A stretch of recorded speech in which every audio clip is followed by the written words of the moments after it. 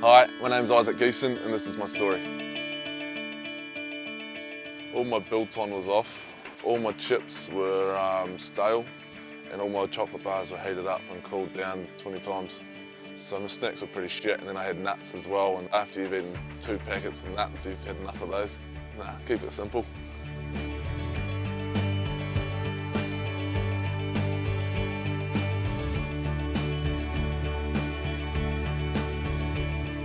I lost my auntie and 2 mates to suicide. I lost my 2 mates within 2 weeks of each other.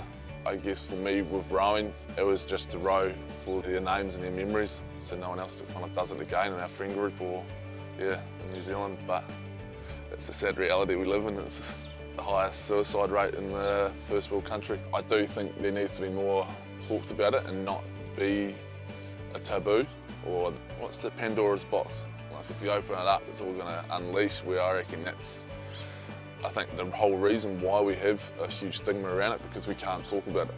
I think we're not even asking for help, and it's actually okay to ask for help. Suicide's not an option. I think it's that basic. We're born with a mouth and we're born with some ears, so we don't even use them. There's 2 ways you can live your life, live or exist, so I always choose the way to live.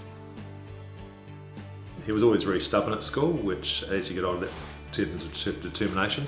And that's shown what he's done with the rowing here, because it was a pretty tough thing to do. So he's grown into a guy who's got a really good cause and I suppose a purpose in his life, and that's kind of driven him. He's always been a bit crazy. He's a bit of a legend. Yeah, just all around good guy, gets along with pretty much everyone.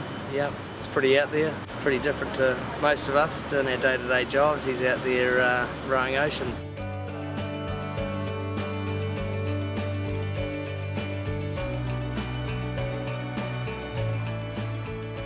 So you're in the trade winds route, crossing there's a current that goes underneath if you're in the right spot, and then hopefully you've got the winds in the Sahara that push across. But this year nothing really came.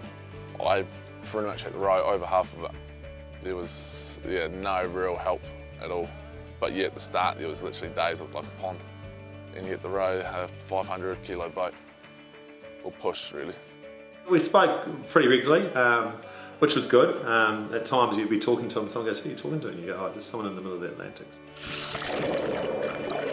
Had a mental break for about 2 days, just to clean the boat, catch some fish, make a nice meal, and just to kind of prep myself to go on again.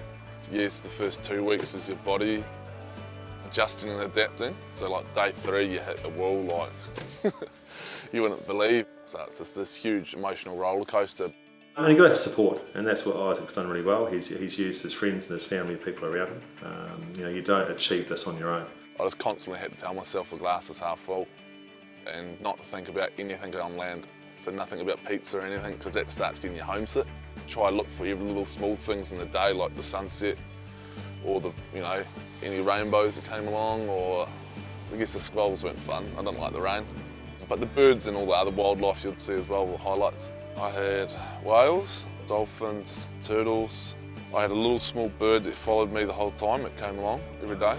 I had my auntie's names and my mates' names on my cabin, so I was looking at them, so I always knew why I was out here, why I was pushing, and all why this fight was for. It was just all of a sudden over. Like you've dreamed about it for 2 years and finishing and doing the project, and all of a sudden it was just done like that. And I was like, where did these days go? It was easy to feel at home out there, eh?